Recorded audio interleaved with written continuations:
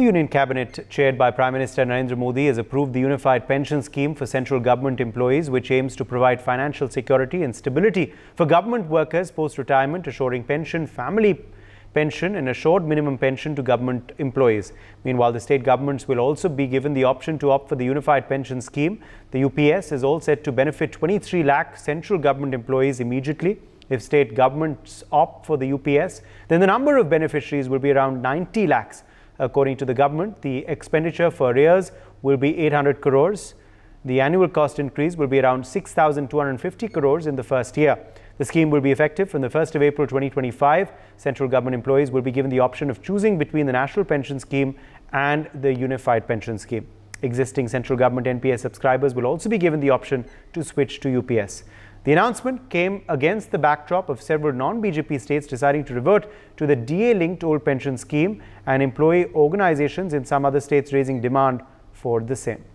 Well, reactions on this story have poured in. Let's quickly play them out. कर्मचारी तो old pension scheme मांग रहा है, आप न्यू पेंशन स्कीम लाए थे जिसको स्वीकार नहीं किया, अब आप यूनिफाइड, अरे नाम बदलने में तो भाजपा माहिर है। हमारा ये कहना है कि हमें ओल्ड पेंशन स्कीम चाहिए, वो बहाल हो, ये बहाल कर दें, वरना जब हम सत्ता में आएंगे तो हम ओल्ड पेंशन स्कीम बहाल करेंगे। कर्मचारी हमारी नीतियों को क्रियान्वित करते हैं, उनके भविष्य को, उनके बच्चों के भविष्य को सुरक्षा देना सरकार की गारंटी है, तो ओल्ड पेंशन स्कीम से कम कुछ स्वीकार्य नहीं। साबित हो गई कि देश की तमाम अपोजिशन पार्टियां, विपक्षी दल जो कह रहे थे वो सही था। विपक्षी दल जनता की आवाज बुलंद कर रहे थे और केंद्र सरकार झूठे अहंकार के अंदर सारे के सारे केंद्र सरकार के मुलाजिमों को दबा रही थी। जिस तरीके से केंद्र सरकार के एम्प्लॉइज ने इस बार भारतीय जनता पार्टी के खिलाफ वोट दिया, भारतीय जनता पार्टी की अकल थोड़ी ठिकाने आई है और मुझे लगता है कि बहुत जल्द और भी अन्य जो इन्होंने फैसले लिए, जैसे इन्होंने अग्निवीर का फैसला लिया जिसके अंदर लाखों लोगों को का जो सपना था फौज में जाने का उसको तोड़ा, उस फैसले को भी बहुत जल्द वापस लेंगे। 25 लाख हमारे कर्मचारियों को फायदा मिलेगा। अगर राज्य सरकारें एग्री हो जाए इस पर तो 90 लाख कर्मचारियों को इससे फायदा मिलेगा। एक ऐतिहासिक कदम है नरेंद्र भाई मोदी जी का और परिश्रम को उन्होंने उचित मुआवजा, उचित दाम देने का काम किया है। इसके लिए हम लोग सब नरेंद्र भाई मोदी जी के प्रति आभार व्यक्त करते हैं। राहुल गांधी ने कहा है कि कास्ट सेंसस हम लोग कराएंगे, 50% का गैप हटाएंगे, 90% जो लोग हैं वो सिस्टम में नहीं है, क्या कहेंगे? पहले आवे सत्ता में तभी ना, वो स्वप्न देख रहे हैं, दीवार स्वप्न देख रहे हैं। अगर कुछ करना होगा तो नरेंद्र मोदी ही करेंगे, दूसरा कोई नहीं कर सकता है। जब आवश्यकता पड़ेगी तो इस प्रकार का काम हो जाएगा।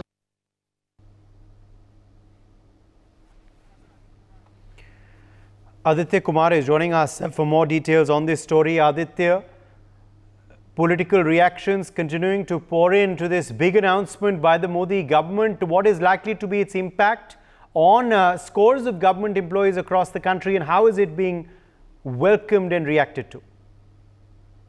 जी, मैं आपको बताऊं पहले कि ये जो मांग थी ये बहुत सालों पुरानी मांग थी और जो लोग हैं, जो सरकारी कर्मचारी है, खासतौर से जो केंद्र सरकार के अंतर्गत काम करने वाले जो कर्मचारी हैं, वो इसकी डिमांड बहुत पहले से कर रहे थे। और ओल्ड पेंशन स्कीम और न्यू पेंशन स्कीम के बीच में ये जो नया फैसला आया है उसके विवाद के बीच में तो बहुत ही लोग स्वागत कर रहे हैं, लोग बहुत ही खुश हैं, क्योंकि लगभग 23 लाख लोग ऐसे हैं जो पूरे के पूरे तरीके से इसमें जो लोग होंगे वो प्रभावित होंगे। इसके साथ साथ जो अन्य राज्य है उन राज्यों को भी इसका जो है अच्छा खासा फर्क पड़ने वाला है और ये अगले साल यानी कि 2025 से इसका जो इम्प्लीमेंटेशन है वो शुरू हो जाएगा, जिसके बाद जो है एनुअल कॉस्ट जो बताया जा रहा है वो 6,250 करोड़ जो है पहले साल में इसका फर्क पड़ने वाला है। और इसमें खास बात ये कि जो एम्प्लॉय होंगे वो एम्प्लॉय चूज कर सकते हैं कि आपको किस तरीके के जो स्कीम है उसके अंतर्गत जाना है और इसीलिए इस बात की स्वागत किया जा रहा था। इसमें एक खास बात ये कि जो सत्ता पक्ष के लोग हैं वो इसकी तारीफ कर रहे हैं कि हमने इतना बड़ा फैसला लिया है। उधर विपक्ष के जो लोग हैं वो ये कह रहे हैं कि बीजेपी ने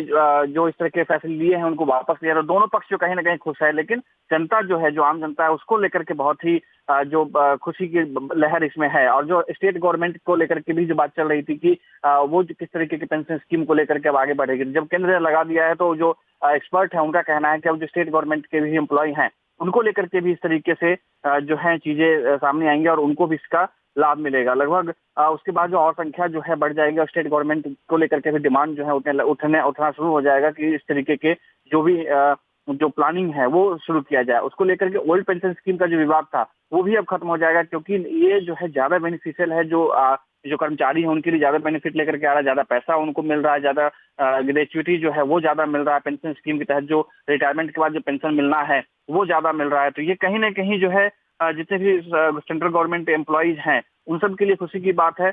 और पहली बार ऐसा हुआ है कि जब इस तरीके के मांग करने वाले जो कर्मचारी उनसे प्रधानमंत्री ने भेंट किया है, जो इस पूरे आंदोलन को लीड कर रहे थे, उन सबसे प्रधानमंत्री खुद भेंट करके उन्होंने कहा कि किस तरीके से पूरा का पूरा जो स्कीम है वो रहने वाला है। उसके बाद जो है इसकी अनाउंसमेंट की थी। पूरे भारत में इस तरीके से जितने भी एम्प्लॉयज एसोसिएशन है वो उन सब को तरफ से इसमें जो है स्वागत किया जा रहा है। जी, मगर राजनीतिक बात करें तो राजनीतिक प्रतिक्रिया क्या आई है इस बड़ी खबर को लेकर? जी, इसमें जिस तरह के जितने भी विपक्षी दल हैं वो बीजेपी को लेकर के कह रही है कि वो बैकफुट पर है, क्योंकि ओल्ड पेंशन स्कीम और न्यू पेंशन स्कीम के तहत जिस तरीके से विवाद चल रहा था कि ओल्ड पेंशन स्कीम को लागू कराया जाना चाहिए या उस तरीके की कुछ जो चीजें हैं वो जो स्कीम्स हैं वो एम्प्लॉयमेंट लोगों को दिया जाना चाहिए। तो जिस तरीके से विपक्ष चाहे कांग्रेस की तरफ से हो, कांग्रेस के बड़े नेताओं की तरफ से इसमें बयान आए, आम आदमी पार्टी के सौरभ भारद्वाज की तरफ से बयान इसमें आए हैं और अलग अलग तरीके से बयान आए हैं, तो जिससे इससे साफ है कि कहीं ना कहीं आम जनता खुश है इससे। उसको लेकर के विपक्ष भी अपनी इस बात को लेकर अपनी जीत मान रही है, क्योंकि जिस तरीके से पिछले 10 सालों में संसद भवन में जिस तरीके से विपक्ष की स्थिति थी वो किसी भी फैसले को लेकर के उसमें हस्तक्षेप करने की ताकत में विपक्ष नहीं थी। लेकिन पहली बार ऐसा हुआ है जब विपक्ष आया तो ये कहीं ना कहीं देखा जा रहा है कि विपक्ष के मौजूदगी की वजह से, विपक्ष के अपनी प्रेजेंस की वजह से जो है ये पूरा का पूरा फैसला लिया गया है। तो विपक्ष जो है इसको बहुत ही पॉजिटिव वे में ले रहा है और जिस तरीके से अग्निवीर की योजना है या अन्य दूसरी योजनाएं हैं उन सबको लेकर के भी एक विपक्ष में बहुत ही जोश खरोश आया है कि हम उस पे भी कुछ अच्छा ठोस कदम जो है आगे बढ़ा सकते हैं और खासतौर से भाजपा और जो एनडीए गवर्नमेंट है उनको हम पीछे धकेल सकते हैं, क्योंकि कई ऐसे मामले रहे हैं और कई ऐसे फैसले लिए गए हैं जिसमें विपक्ष की रजामंदी थी ही नहीं है। विपक्ष ने उसका घोर विरोध किया था, लेकिन संख्या बल न होने की वजह से विपक्ष इसमें कुछ कर नहीं पाए थे। लेकिन अब जो है क्योंकि विपक्ष की अच्छी खासी संख्या बल है संसद के भवन में, तो अब जो है किसी भी तरीके से भाजपा या एनडीए एक तरफा तरीके से फैसले नहीं ले सकती। तो इसको लेकर के विपक्ष बहुत ही पॉजिटिव है और जो कई सारी योजनाएं हैं, जैसे सबसे ज्यादा जो ज्वलंत मुद्दा रहा है अग्निवीर का, तो अग्निवीर को लेकर के भी विपक्ष जो है अब संतुष्ट है कि उसको लेकर के भी वो आंदोलन आगे करेंगे और उसको भी रोल बैक करवाएंगे। इस तरीके की जो प्रतिक्रियाएं हैं वो जो है सामने आ रही हैं। जी, For more such videos, subscribe to the NewsX YouTube channel, hit the bell icon.